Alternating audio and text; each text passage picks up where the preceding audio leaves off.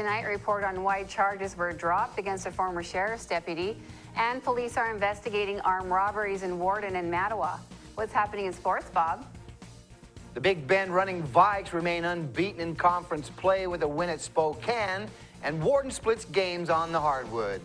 Let's take a quick peek at our Weather Center forecast. Everyone, Chaslin here from the Weather Center. Conditions slowly improving, but another system from the Pacific will impact our area. I have more details for you coming up very soon. I'm Amber Jenks, and we have all this and much more on iFIBER 1 News. From the iFIBER 1 HD studio here in the heart of the Columbia Basin, this is iFIBER 1 News, your #1 source for local news, sports headlines, and our very own Weather Center forecast covering the entire Columbia Basin. This is iFIBER 1 News, and it starts now.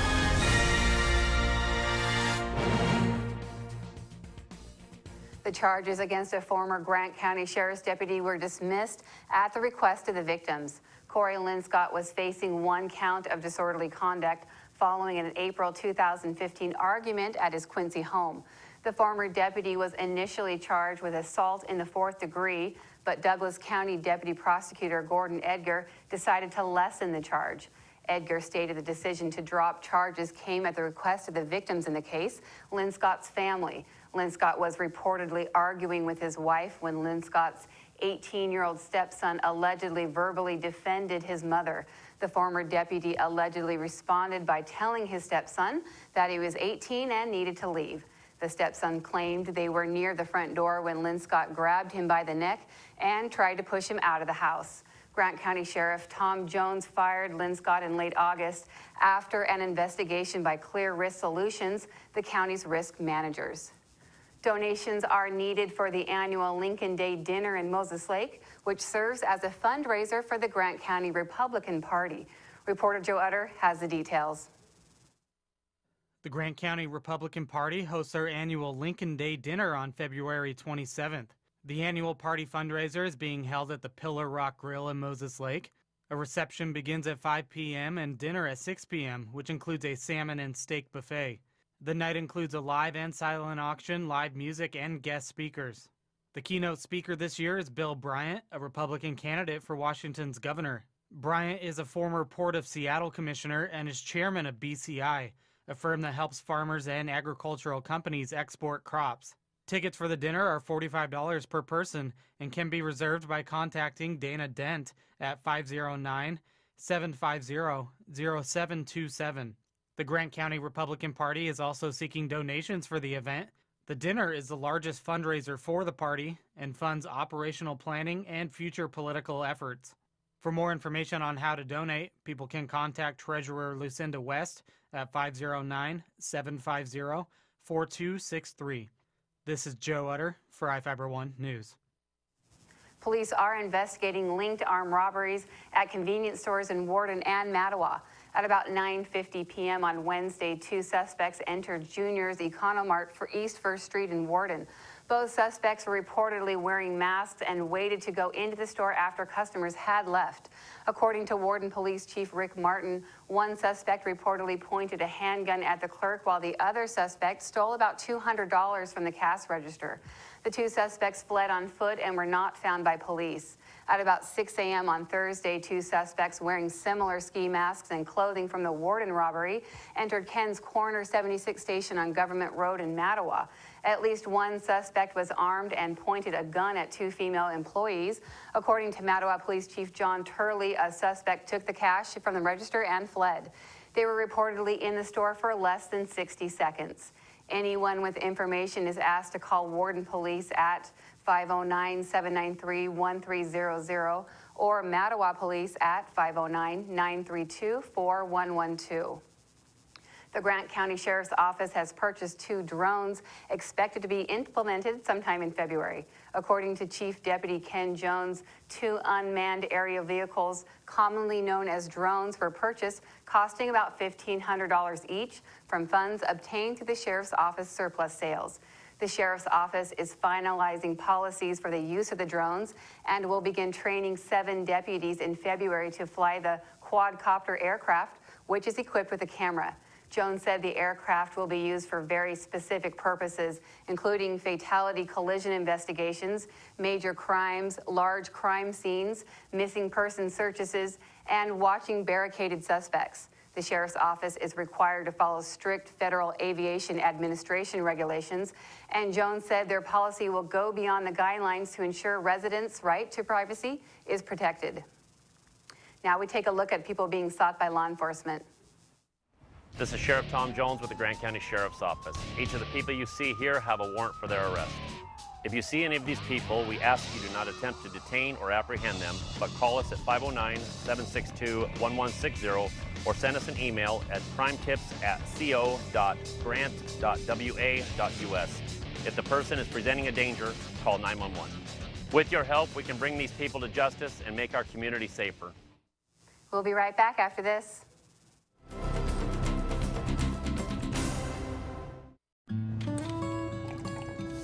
When the cold rolls in, it's time to turn on the heater and cozy up with a book.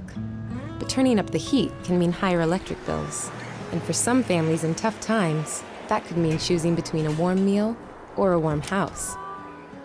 For decades, people like you have extended a hand to help local families in need pay those winter electric bills. Share the warmth this winter to help keep your neighbor warm by giving a little when you pay your Grant PUD bill.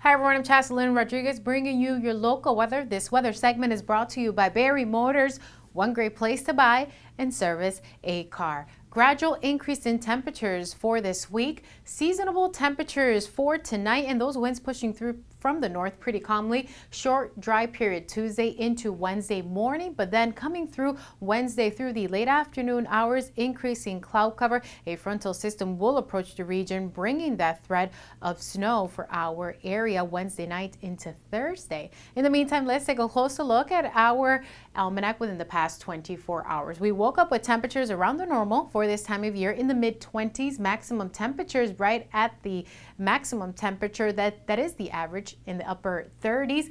Record high of 52 degrees in 2003. And for Moses Lake, we woke up with temperatures in the mid-20s, which is the average for this time of year. Maximum temperatures slightly above the normal in the lower 40s. And that sunset was at 4:59 p.m. Right now outside your door, clear skies. Temperatures in the mid-30s. Those winds pushing through from the south pretty calmly up to 4 miles per hour. That storm continues shifting towards the east along Nebraska, bringing that threat of heavy snowfall, and all that moisture will continue shifting towards southern parts and northern parts of the central Mississippi Valley, and it will continue shifting towards the Great Lakes. Now there is a threat of severe weather along the southeast towards the Tennessee Valley, along the Ohio Valley, and for the mid-Atlantic for the second half of the work week with gusty winds. Even tornadoes may be a possibility.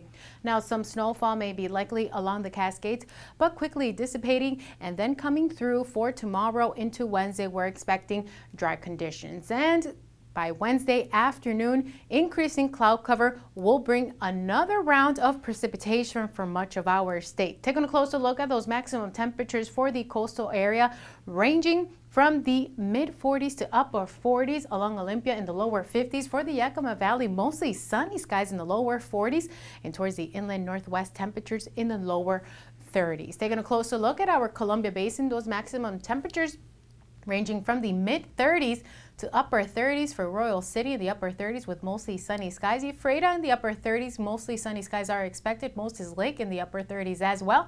And for Bridgeport, those temperatures in the mid-30s. Now let's take a closer look at our extended forecast for the week. More snow coming our way Wednesday evening into Thursday. Conditions will be improving by Thursday afternoon for our area. Dry conditions are expected by Friday, Saturday in the mid-40s. Thank you all for joining us. To save some energy, I've used Einstein's mass energy equivalents to design the haptic suits you see in front of you. They will maintain our core body temperature while we completely turn off our heat and air conditioning. With the money we save on our Grant PUD bill, I'll be expecting that trip to Disneyland this year. You don't need to be a super genius to save energy and money. Visit grantpud.org to learn how. The new flamethrower cheeseburger now with a $5 lunch.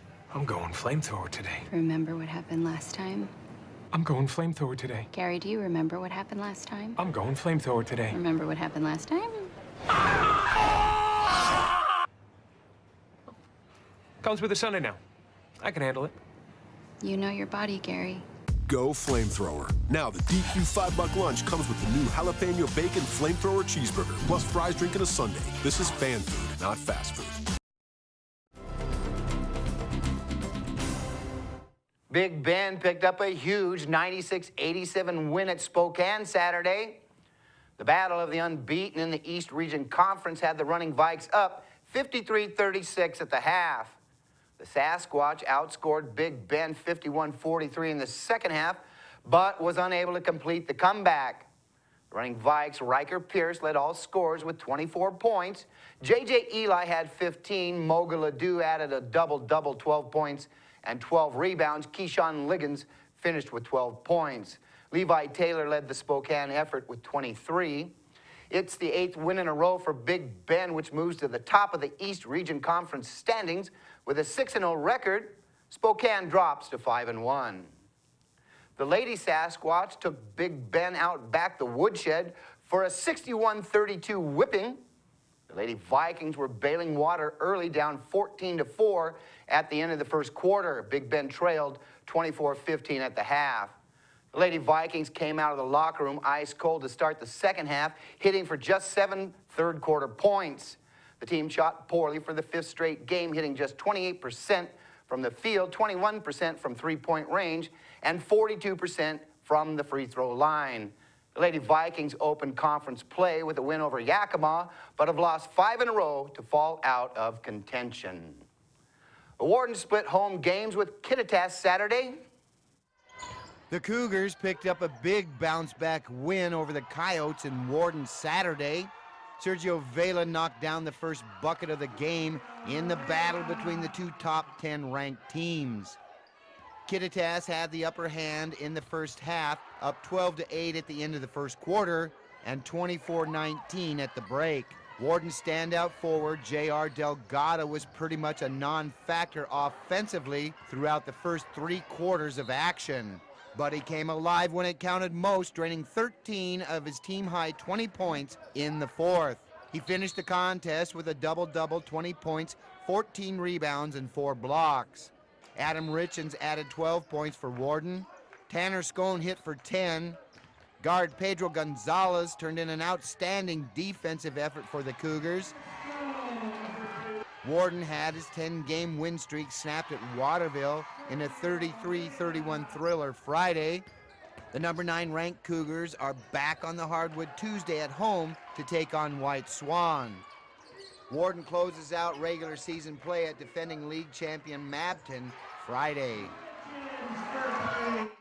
It was a tale of two halves in the girls' contest that had the Coyotes rally late for the win. Piper Williams scored 10 fourth-quarter points, and Kittitas rallied from 9 down to pull out a 54-49 win in Warden Saturday. Williams finished with a game-high 20 points. Teammate Annie Stickney hit for 19, including 4 of 4 free throws from the charity stripe down the stretch to help cinch it. The Lady Cougars trailed 16-13 at the end of the first quarter. Warden made up ground quickly, going on a 14-7 second quarter run to take a 27-23 lead at the half.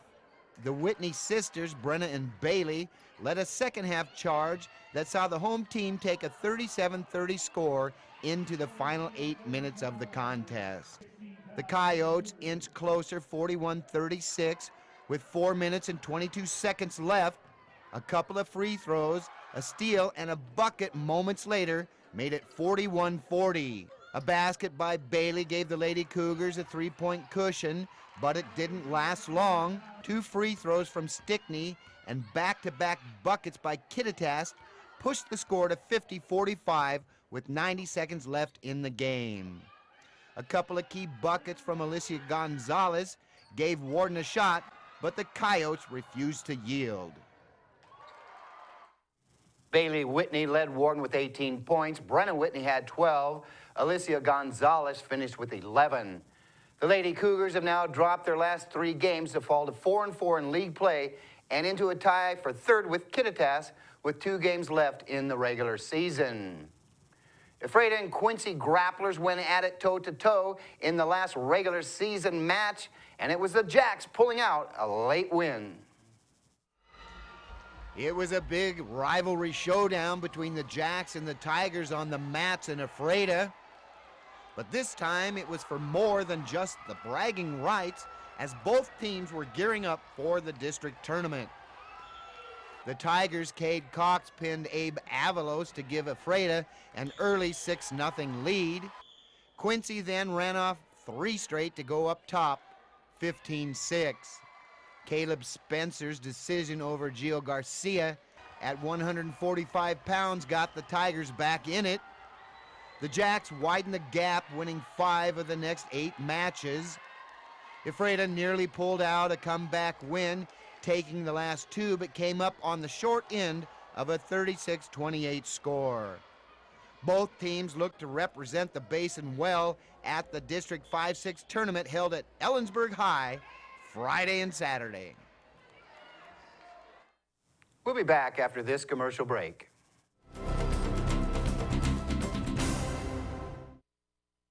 You don't have to drive to Seattle for exceptional cancer care. Confluence Health's cancer program delivers world-class care close to home. We have a highly experienced oncology team in a state-of-the-art facility, and we're a member of the Seattle Cancer Care Alliance, which gives our patients access to world-renowned therapies developed at Fred Hutchinson, the University of Washington Medicine, and Seattle Children's. Together with the SCCA, we're delivering world-class cancer care close to home. Well, one thing I knew from being a patient myself was that a dental office is a scary place to come to. And so we wanted everything possible to make sure that our office is a comfortable place for our patients to visit.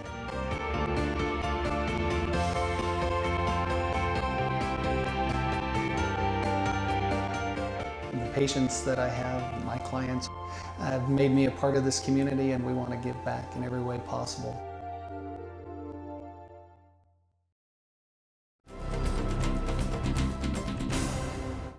Our spotlight story tonight is about the 2nd annual Monte Carlo Night fundraiser for the Moses Lake Sunrise Rotary Club. Reporter Joe Utter has the story. The Moses Lake Sunrise Rotary Club hosted their 2nd annual Monte Carlo Night on Saturday, offering people a different way to give back and have some fun.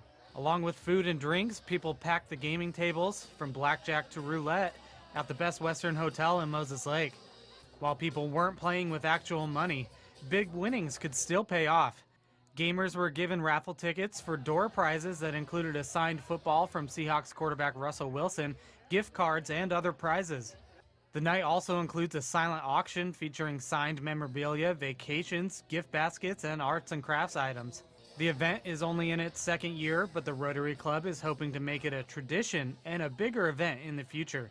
About 100 people attended this year, which was a smaller turnout from last year's event. Gail Gaither, who has been a Rotary Club member for 47 years, said the event raised a few $1,000s last year.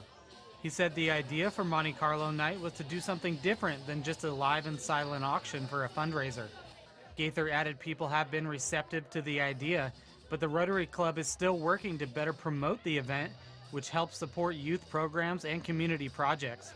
The Rotary Club of Moses Lake was chartered in 1951 and has been an active participant in both the local and international communities. The Rotary Club has partnered with Moses Lake, Big Bend Community College, the Moses Lake School District, and several other organizations. Some of their charitable projects include playgrounds, water fountains, and donations of automatic electronic defibrillators. The Rotary Club's Backpacks for Kids program provides about 500 backpacks filled with school supplies to students in need every year in Moses Lake.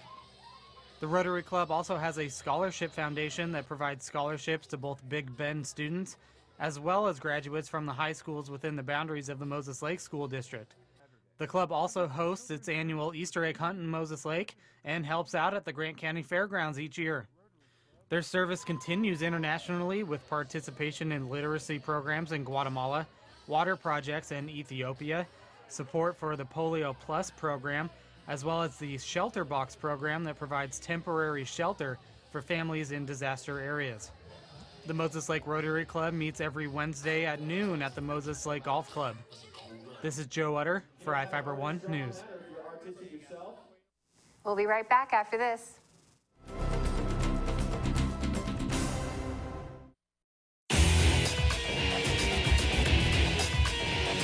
We are real students, and this really is our college.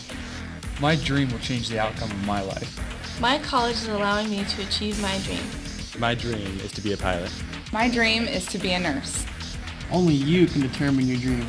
Big Bend will help you get there. What's your dream?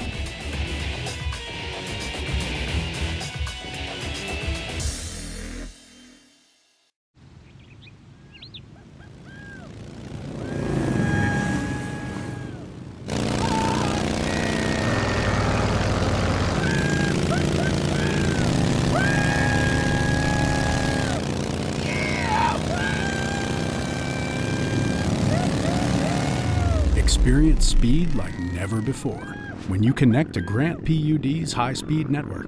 Visit grantpud.org to learn more.